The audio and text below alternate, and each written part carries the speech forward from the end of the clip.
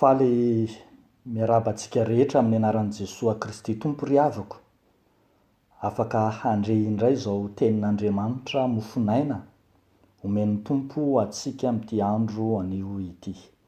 Voalahatra ho antsika ary anio ny bokin'ny Asan'ny Apôstôly toko 4, ny 15 hatramin'ny 17. Hivavaka isika. Andriamanitra rainay masina sy tsara indrindro. Misaotra anao zay amin'izay hitantananao ny fiangonanao. Misaotra anao zay amin'izay fandaharanao Andriamanitra ka anomezanao anay ny teninao, lay teny soa sakafo, lay sahaza ho anay tsiraray avy. Ankehitriny ary angatanay ny fanainao masina, hialoha lalana, hitari-dalana ary hameno anay amin'ny fifaliana sy amin'ny fiadanana rehetra eto ampandraisana ny teninao. Amin'ny anaranao Jesosy no anaovanay izany vavaka izany. Amen. Vakitsika ry havako ny mofonaina amin'ny anaran'i Jesosy manao hoe: ary noho ny maraina ny andro, dia niangona tany Jerosalema ny mpanapaka sy ny loholona sy ny mpanorandalàna sy Anasy mpisorona be sy Kaiafa sy Jaona sy Aleksandro mba amin'izay rehetra mety ho avany mpisorona be. Ary rehefa nataony teo ampovoany izy roa lahy, dia nanontaniany hoe: fa efa manao ahoana na anarana manao ahoana no anaovanareo izany? Ary Petera feno ny fanahy masina dia nanao taminy hoe: ry mpanapaka ny vahoaka sy loholona, raha adinina izahay anio ny amin'ny asa tsara natao tamin'ny nahasitranana ilay lehilahy malemy, dia aoka ho fantatrareo rehetra sy ny olona Israely rehetra fa ny anaran'i Jesosy Kristy avy any Nazareta, izay nombonareo tamin'ny hazo fijaliana, fa natsangan'Andriamanitra tamin'ny maty kosa, dia izy no hitsanganan'io lehilahy io finaritra eto imasonareo. Ity no vato izay nolavinareo mpanao trano, nefa tonga fehizoro, ary tsy misy famonjena amin'ny hafa, fa tsy misy anarana hafa ambany lanitra nomena ny olona izay hahazoantsika famonjena.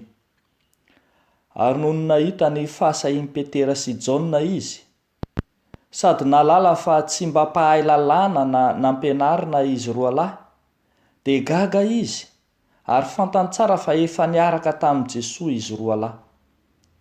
Ary noho ny nijery ny lehilahy izay efa sitrana nitsangana teo aminy izy, dia tsy hitany izay navaliny. Ary rehefa nasainy niala teo amin'ny sinedrona izy roa lahy, dia niara-ny saina izy ka nanao hoe: ataontsika ahoana ireo lehilahy ireo? Fa efa nanao famantarana malaza tokoa izy, ary fantatry ny mponina rehetra eto Jerosalema izany, ka tsy azontsika lavina. Fa mba tsy hilezan'izany intsony amin'ny vahoaka, dia aoka ho rahonantsika izy mba tsy teny amin'izany anarana izany intsony, na amin'iza na amin'iza. Ray Masino, manamasinana amin'ny fahamarinana, ny teninao no fahamarinana. Amen. Ho ampitomboana ho aminareo mandrakariva ry havako ny fahasoavana sy ny fiadanana avy amin'ilay Andriamanitra ray sy Jesosy Kristy ilay Tompo ny finoantsika. Amen. Ny zavatra mitranga hitantsika ry havako eto amin'ity mofinaina ity, dia toa tazantsika fa vao nanomboka ny tsiry, vao nanomboka namiratra ny masoandron'ny fiangonana kristianina sy ny asa fitoriana filazantsara nataony, dia efa tratra ny antso-jay sy ankasiparana sahady izy. Vao hitantsika eo amin'ny toko 2 ny fanombohan'ny fiangonana tamin'ny latsahan'ny fanahy masina, vao ilay fanasitranana ilay lehilahy malemy tongotra teo amin'ny vavahadiny tsara endrika no famantarana voalohany nataon'ireo apôstôly tao aoriana ny nandehanan'ny Tompo niakatra ho any an-danitra. Dia indro fa nosamborona sahady ny apôstôly, ary Velom-panontaniana isika manao hoe moa hitsahatra sahady va lay fitorinan'ny filazantsara natomboky ny fiangonana kristianina, ho matomomboka sahady va ireo asa nikelezan'ny apôstôly aina? Tsy tena ny asa akory ve ny fanahy masina izay nirotsaka tamin'izy ireo hitantsika eo amin'ny asan'ny apôstôly toko 2 ka mahatonga ny ity filazantsara ty ho tafajanona? Tsy ariavako, tena tsy, fa azo ambara ary fa paikandamina ao anatin'ny fitorinan'ny filazantsara sy torohevitra fitarian-dalana ho an'izay rehetra te hitory filazantsara zao ambara ny soratra masina izao volo. Miariary eto amin'ity tenin'Andriamanitra ity ary, rehefa mitory filazantsara isika dia ambarao mazava ny amin'ny Jesosy Kristy. Rehefa mitory filazantsara isika dia ambarao mazava ny momba an Jesosy Kristy. Eo amin'ny 15 hatramin'ny 12 dia hitantsika misongadina izany. Nosamborina tokoa i Petera sy Jaona natao an-tranomaizina, natao tao anaty selula ndray alina izy ireo, ary rehefa tonga ny maraina dia tonga hanadina azy. Lay raharaham-pianakaviana tsy kombakomba izay efa niseho tamin'ny nitsarana sy nanendrikendrehana ny any Jesosy fahizay, lay tsy kombakomba-pianakaviana teo amin'ny Sinedriona, ary zareo tsara riavana fa tenenina eto mihitsy ny anarany Anasy mpisorona be sy Kaiafa mpisorona be, izay ray moa zany mpisorona be misotro ronono, ny ray mpisorona be amperinasa, kanefa dia ny ray tsy kombakomba raha ny marina dia tokony ray ihany mpisorona be, kanefa neto dia samy niasa teo na mpisorona be amperinasa na ny tranainy na ny fianakavian'izy ireo ary niara-ny rohitra andeha hiapanga sy anendrikendrika ny Petera sy Jaona. Zao nefa ny riavako, aoka ho fatatsika fa tsy voasakan'izany akory ny fitoriana ny filazantsara, fa dia indro na dia voasambotra sy nadinina ary izy ireo dia tsy misalasala nanambara ny finoany momba an Jesosy Kristy avy any Nazareta. Teneniny mazava ny fiavian'i Jesosy, teneniny mazava ny fototry ny finoany fa i Jesosy avy any Nazareta, i Jesosy lay nomboana tamin'ny hazo fijaliana, i Jesosy lay natsangan'Andriamanitra tamin'ny maty. Tsy maintsy sahamanambara mazava izay tena fototry ny toroteny sy ny fototry ny fampianarana kristianina isika, ary indrindra ny fototry ny finoana kristianina. Ao anatin'ny fahasahintsika amin'ambara mazava an Jesosy no ahafahana manasongadina ihany koa ny fototry ny olana, ny fototry ny mpiapanga. Iza marina ny namono an Jesosy? Ny apôstôly feno fanahy masina sy izay mitoro ny filazantsara ny manambara eto hoe izay nomboanareo tamin'ny hazo fijaliana, dia mbola hamafisina amin'ny 11 hoe nolavinareo, vato nolavinareo mpanao trano. Riavako malala ao amin'ny tompo, ny anaran'io Jesosy avy any Nazareta maty, nitsangana tamin'ny maty io no fototry ny finoana kristianina. Ny anaran'io no manala ny tahotra sy ny tebiteby, hiatrehana ny tranomaizina. Ny anarany no hiatrehana ireto tsy kombakomba-pianakaviana ny mpisorona be. Ny anarany no manome ny fahefana araka ny fantany hoe fahefana manao ahoana. Ny anaran'i Jesosy no hahazahoana famonjena. I Jesosy mihitsy mantsy no votoatin'ny famonjena. I Jesosy no votoatin'ny filazantsara. Koa azo ambara fa mitory filazantsara diso ihany izay miala sy mihodina amin'izany.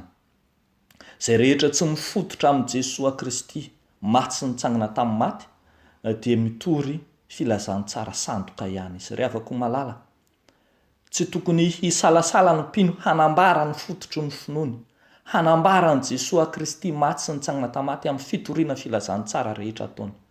Ny anaran'i Jesosy dia anarana mahery, anarana mahagaga, ary izany mahatonga antsika feno fahasahiana rehefa mandroka ny asany devoly, manao ny asa sy fampahiresana de miteny hoe amin'ny anaran' Jesosy no andodiana sy androana ny asan'ny satana rehetra. Io anaran' Jesosy io no ampifanenana amin'ny olona hitoriana ny filazany tsara. Koa tsy salasalitsika na iza na iza, na aiza na aiza, ary na inona manjo eo ampitoriana ny filazany tsara, dia hanana fahasahintsika hanambara fa Jesosy maty sy nitsangana tamin'ny maty ny fototry ny fonontsika. Aoka tsy ho ampifanenantsika amin'ny karazana anarana hafa tahaka ny anaram-piangonana, na ny anaran'ny mpitondra fiangonana, na ny anaran'ny rafim-piangonana, na ny fomba samihafa, na ihany koa ampanantenana fahagagana sy fahitana ary ny fitahiana samihafa aza ny olona. Aoka hifanena amin'ny Jesosy marina fa izy no fototry ny famonjena, araka ny teneny hoe tsy misy famonjena amin'ny hafa fa tsy misy anarana hafa ambany lanitra nomenany olona hahazoantsika famonjena. Fa ho an'izay hitory filazany tsara ihany koa dia misy torohevitra mazava manao hoe mijoroa ho vavolombelona. Tiako riavana no hisarika ny saitsika fa anazavana izany hoe mijoroa ho vavolombelona izany dia tohizantsika hatramin'ny 120 ny fanazavana ny nofonainy, manao hoe faiza ary niantso azy izy ka nandrara azy, tsy teny na mpianatra amin'ny anaran'i Jesosy intsony. Fa Petera sy Jaona kosa namaly azy ka nanao hoe tsaraonareo na marina io mason'Andriamanitra na tsy, ny anaiky anareo mihoatra no Andriamanitra, fa izahay tsy maintsy ilaza izay zavatra efa hitanay sy efa renay. Araka izany dia hitantsika fa fijoroana vavolombelona lehibe, fijoroana vavolombelon'ny mpitory tsy mety fay, mpitory tsy mety leo, tsy mety kivy, fa na dia noraonana ary izy, na dia norarana ary izy, dia indro manambara mazava fa tsy maintsy milaza izay hoy izy. Ary tozary lasa fiainan'ny apôstôly mihitsy ary izany, fa hitantsika ohatra ao amin'ny toko 5 rehefa voasambotra indray reto apôstôly reto, nokapohana mihitsy azy amin'ny 140 manao hoe dia nikapoka azy sady nandrara azy tsy teny anaran'i Jesosy intsony izy. Dia hoy ny 2 manao hoe ary tsy nitsahatra nampianatra sy nitory an'i Jesosy ho Kristy isan'andro teo akanjan'ny tempoly sy tao an-trano izy. Apôstôly tsy mety fay, apôstôly tsy mety leo, tsy mety kivy, na inona atsojay, na inona fisedrana, na inona fandrarana, na inona fikapohana mahazo azy. Tiany asongadina mandrakariva mantsy fa tsy voararan'ny reny rehetra ireny ny fitoriana ny filazany tsara, fa voamaika aza ireny tosehatra hanalebiazana, hanasongadinana ny voninahitr'Andriamanitra. Izay tsapa, izay hitan'ny apôstôly no ambarana, ary dia ao anatin'izany resy hita izany ny famonjena izay efa nataon'i Jesosy azy ireo. Riavako malala, tsy ny fitantaranao, ny lasanao na ny tantaranao no zava-dehibe amin'ny fitoriana ny filazany tsara, indrindra amin'ny fijoroana ho vavolombelona. Fa amin'ny fijoroana vavolombelona ataon'ny mpino dia tokony hisongadina mandrakariva ny asa-pamonjena nataon'i Jesosy Kristy teo amin'ny fiainan'ny mpino. Mila mitandrina isika riavako, ndra ho takony fijoroantsika vavolombelona ny amin'ny lasantsika sy ny tantarantsika fotsiny ny voninahitry Kristy sy ny asa-pamonjena nataony. Fa aoka kosa tsika tsy homenatra, hanambara, hilaza ny amin'ny asan'ny famonjen'i Kristy eo amin'ny fiainantsika. Aoka tsy ho mora kivy, tsy ho mora leo, tsy mora fay, fa hianatra amin'reto apôstôly reto ka hanambara ny filazany tsara na dia hiatra amanaina aza. Amadika ny tantaran'ny fanenjehana ho lasa sehatra fitoriana filazany tsara lehibe tahaka izay efa nataon'ny reto apôstôly reto isika, ka na eo aza ny atsozay samy hafa dia aseho kosa fa misy ny asan'Andriamanitra izay efa nataony teo amin'ny fiainan'ny mpanompony.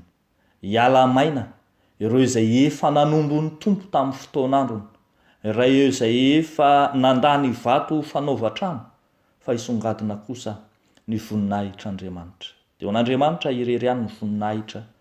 Amen. Hivavaka isika. Jesosy, ndreto ny fiangonanao vonina hijoro vavolombelonao na amin'ny teny na amin'ny asa. Anambaranao Jesosy Kristy ilay fototry ny finoana kristianina. Koa rakofy hery, tanjaka, fahasahina amin'ny alalan'ny fanainao masina. Vangeo amin'indra fonao ireo mpanomponao marobe miady amin'ny finoana kristianina, mijoro vavolombelonao tokoa. Angatanay izany vavaka izany, fa tianay koa ny mivavaka ho an'ny kristianina rehetra mangeta-heta ny teninao, mangeta-heta ny famonjenao, mangeta-heta ny fandraisanao an-tanana manokana ny fiainany. Ireo izay manam-pahoriana, ireo izay ampahoriana, ireo izay enjehina noho ny amin'ny filazany tsaranao, dia ianao Jesosy hijery azy ireny amin'ny fonao be fiantra. Dia amin'ny anaranao Jesosy no anaovanay izany vavaka izany. Amen.